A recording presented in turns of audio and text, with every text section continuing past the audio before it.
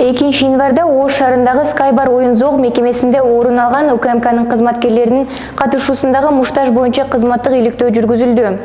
УКМКнын басма сөз кызматы билдиргендей, коомдук тартипти бузгандыгы жана улуттук коопсуздук органына шек келтирген үчүн окуяга катышкан кызматкерлерди кызматынан алуу чечими кабыл алынган. Учурда атталган факты боюнча катталган сотко чейинки өндүрүштүн алкагында аскер прокуратурасы тарабынан тиешелүү тергөө амалдары жүргүзүлүүдө. Бишкекте эркин күрөш боюнча республика чемпионаты өтөрүн Дене тарбия жана спорт департаментинен билдиришти.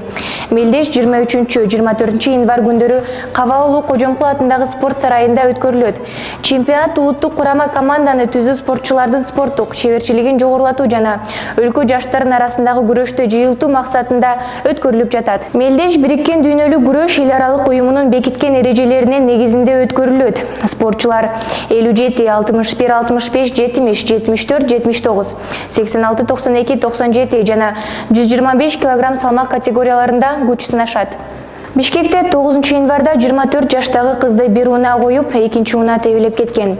Маркум Ички иштер министрлигинин академиясынын курсанты экенин күч түзүмдөрүнөн билдиришкен. Каргашалуу окуядан кийинки Ички иштер министрлигинин академиясынын жетекчилиги жана өздүк курамы Айза Уландын каза болгонуна байланыштуу үй бүлөсүнө жана жарандарын. Каргашалуу окуядан кийинки Ички иштер министрлигинин академиясынын жетекчилиги өздүк курамы Айза Уландын каза болгондугуна байланыштуу үй бүлөсүнө жана жакындарына терең кайгыруу менен көңүл айтты. Маркум Ички иштер министрлигинин академиясынын курсанты болгон эмес. Кечээ 9 январда саат 22:52-де Жалал Абад облусунун аймагында очогунда күчү 3,5 балга жеткен жер титирөө катталды. Бул тууралуу сейсмология институтунун маалыматына таянып, өзгөчө кырдаалдар министрлиги билдирет. Жер титирөө Сузак районунун Актерек, Жейде, Кыргызстан айылдарында жана Көк Жаңгак шаарында 3 балга чейин сезилген. Жер титирөөдөн жабыркагандар жана кыйроолор катталган жок. Жалал Абад шаарында уюшкан кылмыштуу топтун мүчөсү кармалды. Бул тууралуу Жалал Абад облустук милициясынан билдиришти. Маалыматка ылайык, 8 январда Жалал Абад шаардык милициясына облустук ооруканадан телефон чалуу түшкөн.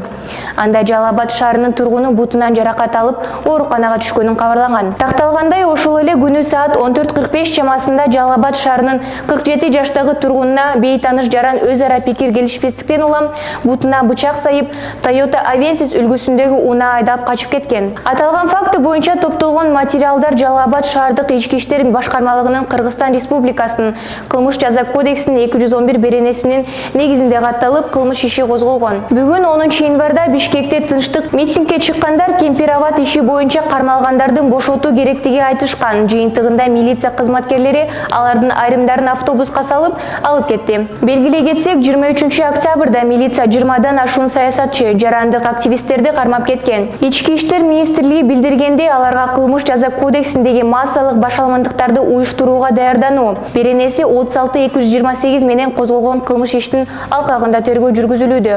Милиция кылмыш ишин козгоого алардын 22 октябрда Борбор калаадагы кафелердин биринде өткөн жыйыны негиз болгонун билдирип, аларга карата коюлган айыптар боюнча далилдер жетиштүү экенин билдирилген. Ал эми кармагандар муну саясий куугунтуу катары баалып, күнөөсү жок экендигин айтып келишет. Ушул жана башка маалыматтарды Сокол медиа сайтынан окуй аласыздар. Сиздер менен мен, Аделина Бакытова.